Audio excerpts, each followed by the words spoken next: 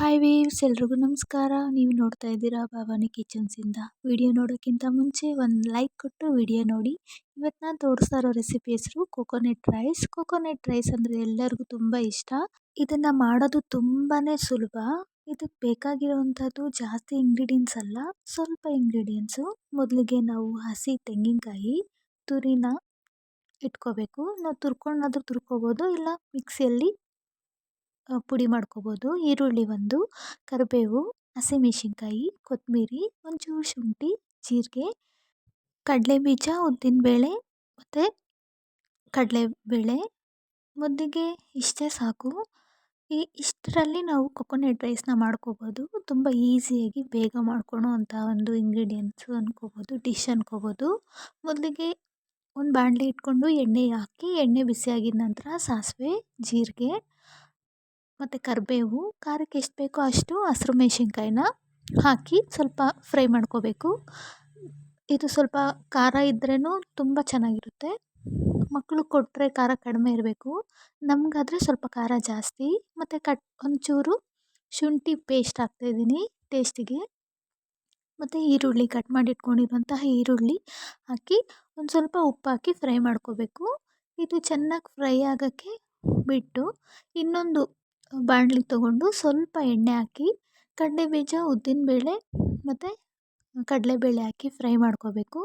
ನಾನು ಇದನ್ನು ಮೊದಲೇ ಆ ಒಂದು ಏನು ಗೊಜ್ಜು ಮಾಡ್ಕೊಂಡಿದ್ದೀರೋ ಅದಕ್ಕೆ ಹಾಕಿದ್ರೆ ಕಡಲೆಬೇಳೆ ಎಲ್ಲ ಅದು ಸ್ವಲ್ಪ ಸಾಫ್ಟಾಗಿ ತಿನ್ನೋಕ್ಕಷ್ಟು ಕ್ರಿಸ್ಪಿಯಾಗಿರಲ್ಲ. ಇದು ಸಪ್ರೇಟಾಗಿ ನಾವು ಈ ಥರ ಫ್ರೈ ಮಾಡಿಕೊಂಡು ನಾವು ಏನು ಗೊಜ್ಜು ರೆಡಿ ಮಾಡ್ಕೊಂಡಿದ್ದೀರೋ ಇದಕ್ಕೆ ಈ ಕಡಲೆಬೀಜ, ಉದ್ದಿನಬೇಳೆ, ಕಡಲೆಬೇಳೆ ಫ್ರೈನ ಹಾಕ್ಕೋಬೇಕು. ಹಾಕ್ಕೊಂಡು ಇದನ್ನು ಚೆನ್ನಾಗಿ ಫ್ರೈ ಮಾಡಬೇಕು. ಮೊದಲೇ ನಾವು ಕಡಲೆಬೇಳೆ, ಉದ್ದಿನಬೇಳೆ ಮತ್ತು ಕಡಲೆಬೀಜನ ಇದಕ್ಕೆ ಹಾಕಿಬಿಟ್ರೆ ಅಷ್ಟು ಕ್ರಿಸ್ಪಿಯಾಗಿರಲ್ಲ. ನಾವು ಸಪ್ರೇಟಾಗಿ ಇದನ್ನು ಫ್ರೈ ಮಾಡಿಕೊಂಡು ಇದಕ್ಕೆ ಆ್ಯಡ್ ಮಾಡಿದ್ರೆ ಇದು ಕ್ರಿಸ್ಪಿಯಾಗಿರುತ್ತೆ, ಟೇಸ್ಟ್ ಚೆನ್ನಾಗಿರುತ್ತೆ ಮತ್ತು ಬಾಯಿಗೆ ಸಿಗ್ತಾ ಇರುತ್ತೆ ತಿನ್ನೋವಾಗ. ಮತ್ತು ಇದಕ್ಕೆ ತುರಿದಿಟ್ಕೊಂಡಿರುವಂತಹ ತೆಂಗಿನಕಾಯಿ ತುರಿ ಏನಿದೆಯೋ ಅದನ್ನು ಇದಕ್ಕೆ ಹಾಕ್ಕೊಂಡು ಒಂದು 3-4 ನಿಮಿಷ ಫ್ರೈ ಮಾಡಬೇಕು. ತೆಂಗಿನಕಾಯಿ ತುರಿ ಜಾಸ್ತಿ ಹಾಕಿದ್ರೆ ಇನ್ನೂ ಜಾಸ್ತಿ ಟೇಸ್ಟ್ ಕೊಡುತ್ತೆ.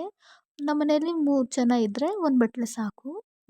ಜನ ನೋಡಿ ನಾವು ಕಾಯಿನ ನಾವು ಪುಡಿ ಮಾಡಿಕೊಂಡು ಇದಕ್ಕೆ ಹಾಕ್ಕೊಂಡ್ರೆ ಚೆನ್ನಾಗಿರುತ್ತೆ. ಇದಕ್ಕೆ ಅದು ಗೊಜ್ಜು ಸ್ವಲ್ಪ ಫ್ರೈ ಆದಮೇಲೆ ಮಾಡಿಟ್ಕೊಂಡಿರುವಂತಹ ರೈಸ್ನ ಇದಕ್ಕೆ ಮಿಕ್ಸ್ ಮಾಡ್ಕೋಬೇಕು. ಯಾವುದೇ ಒಂದು ಕಲರ್ ಇಲ್ಲದೆ ನ್ಯಾಚುರಲ್ಲಾಗಿ ಕೊಕೊನಟ್ ರೈಸ್ನ ಮಾಡೋದು ಹೀಗೆ. ತುಂಬ ಚೆನ್ನಾಗಿರುತ್ತೆ ಟೇಸ್ಟು. ನೋಡೋಕ್ಕೆ ವೈಟ್ ಕಲರು ಮತ್ತು ಕಲರ್ ಗ್ರೀನು, ಬ್ರೌನು ಎಲ್ಲ ಕಾಣಿಸ್ತಾ ಇದೆ. ಮಕ್ಕಳು ಕೊಟ್ಟರೆ ಅವರು ತುಂಬ ಇಷ್ಟಪಟ್ಕೊಂಡು ತಿಂತಾರೆ. ಸೊ ಫ್ರೆಂಡ್ಸ್, ನೀವು ಟ್ರೈ ಮಾಡಿ. ಕೊತ್ತಂಬರಿನ ಲಾಸ್ಟಿಗೆ ಹಾಕ್ಕೊಂಡು ಸರ್ವ್ ಮಾಡಿಕೊಂಡ್ರೆ ಕೊಕೊನಟ್ ರೈಸ್ ರೆಡಿ. ಇದಕ್ಕೆ ಚಟ್ನಿ ಕಾಂಬಿನೇಷನ್ ತುಂಬ ಚೆನ್ನಾಗಿರುತ್ತೆ. ಕೊಕೊನಟ್ ರೈಸ್ ಅಂದರೆ ಹೆಂಗೆ ಮಾಡೋದು ಅಂತ ಕೆಲವ್ರಿಗೆ ಗೊತ್ತಿರಲ್ಲ. ಸಿಂಪಲ್ಲಾಗಿ ಈಸಿಯಾಗಿ ಕಡಿಮೆ ಇಂಗ್ರೀಡಿಯೆಂಟ್ಸಲ್ಲೇ ನಾವು ಈ ಥರ ಒಂದು ಕೊಕೊನಟ್ ರೈಸ್ ಮಾಡಿಕೊಂಡ್ರೆ ಟೇಸ್ಟ್ ತುಂಬ ಚೆನ್ನಾಗಿರುತ್ತೆ. ಯಾವಾಗಲೂ ಒಂದೇ ಥರ ಅಡುಗೆ ತಿಂದು ಬೋರ್ ಆಗಿರೋವಾಗ ಈ ಥರ ಒಂದು ಡಿಶ್ನ ಮನೇಲಿ ಮಾಡಿಕೊಂಡು ನಾವು ತಿನ್ನೋದ್ರಿಂದ ನಮ್ಮ ಬಾಯಿಗೆ ರುಚಿ ಸಿಗುತ್ತೆ. ನನ್ನ ವಿಡಿಯೋ ಇಷ್ಟ ಆದರೆ ಲೈಕ್ ಮಾಡಿ, ಶೇರ್ ಮಾಡಿ, ಸಬ್ಸ್ಕ್ರೈಬ್ ಮಾಡಿ. ನನಗೆ ಹೊಸ ವೀಡಿಯೋಸ್ನ ಮಾಡೋಕ್ಕೆ ಎಂಕರೇಜ್ ಮಾಡಿ. Thank you friends.